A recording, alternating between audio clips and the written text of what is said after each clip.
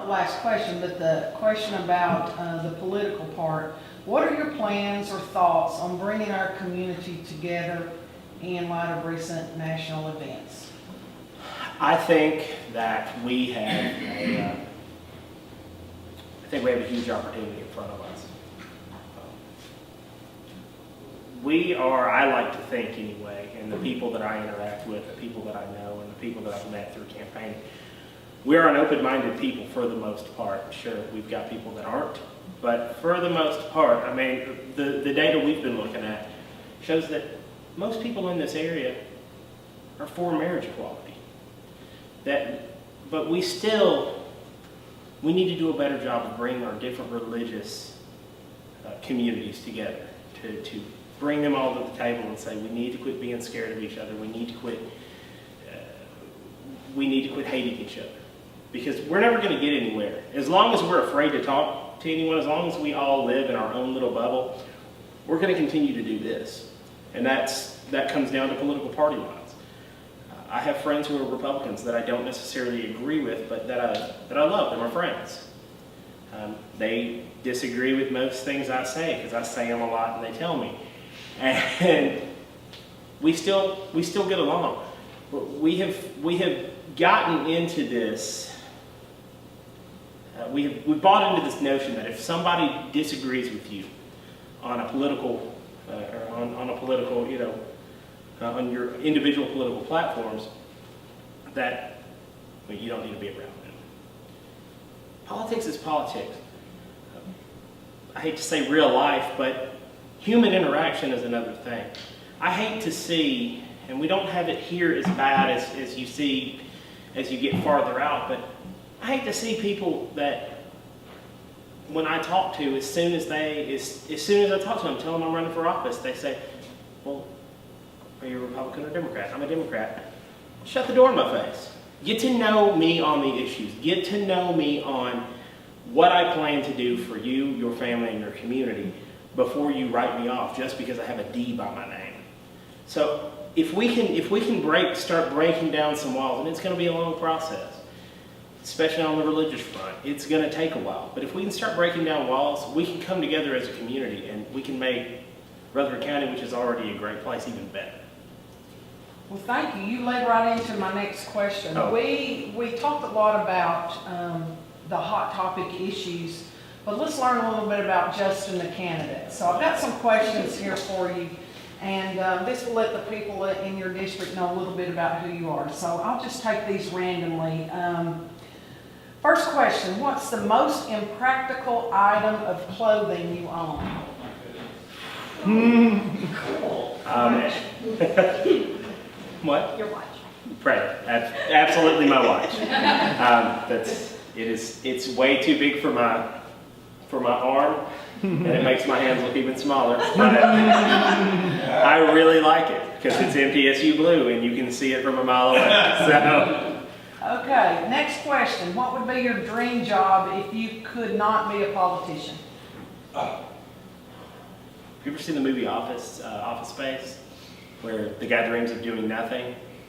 It would either be that, or I really would like to get involved.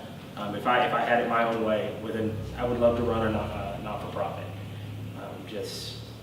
I've worked in the private sector my entire life. I just feel like it would be a nice change to not saying that private sector jobs don't contribute to society or communities, but it would be great for that to be my job, to just help my community or help a certain community of people. Okay, next question. What's the biggest public misconception about you? It's got to be the Democrat thing. My voice doesn't match, is what I'm told a lot of my stances on a lot of things. I think people think I'm a lot more redneck than I am, just when they talk to me on the phone.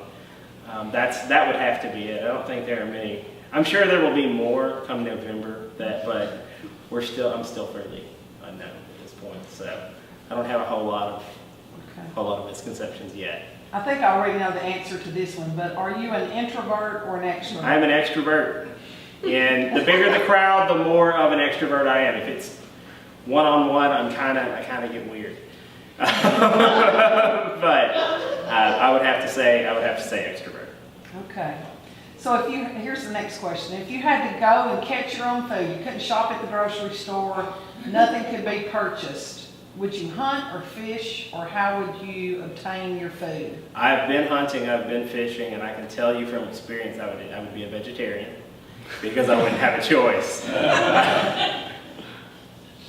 I mean, honestly, I would try to do both. So you would starve? Probably. Okay. Yes. I would be in great shape for a few days. I would look fantastic.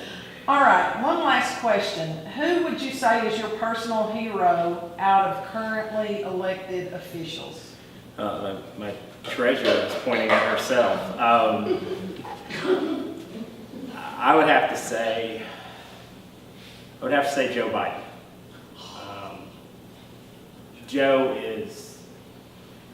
Vice President Biden is one of those guys. He's got one of those personalities. He's just magnetic. He's just there's just nothing I don't like about him.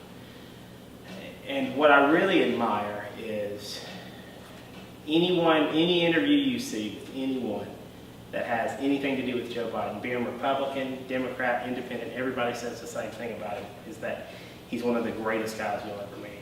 And that he is not afraid to reach across the aisle to get something done to help people. You know, when the thing that really solidified that for me is I was watching an interview with Lindsey Graham,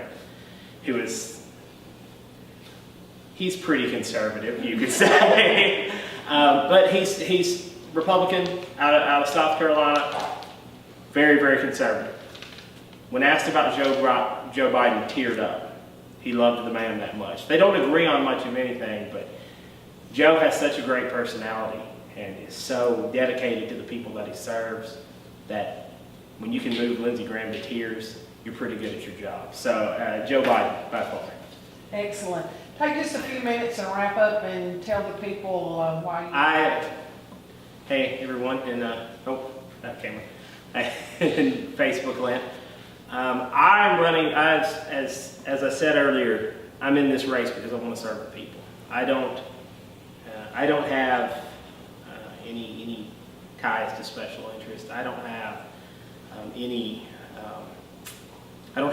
motive other than that I want to see my community be even better than it already is. I want to see MTSU continue to grow. I want to see our education system get better, because if we're going to see the kind of economic explosion that we have seen over the past decade right here in Rutherford County, we're going to have a future of an educated workforce. We need that. To get those good paying jobs here, that's what we're going to have. So that's what I'm here to fight for. I'm not, if my message has been from the get-go, don't write me off because I'm a Democrat. Don't write me off because I'm young. I want to serve the people of the 48th District because I love the area. I truly love the area. I've been a resident of Rutherford County for almost my entire life. I was born here. I'll die here. I love it.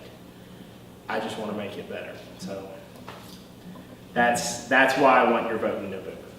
Actually, I want your vote in August as well, because you need to be at the polls.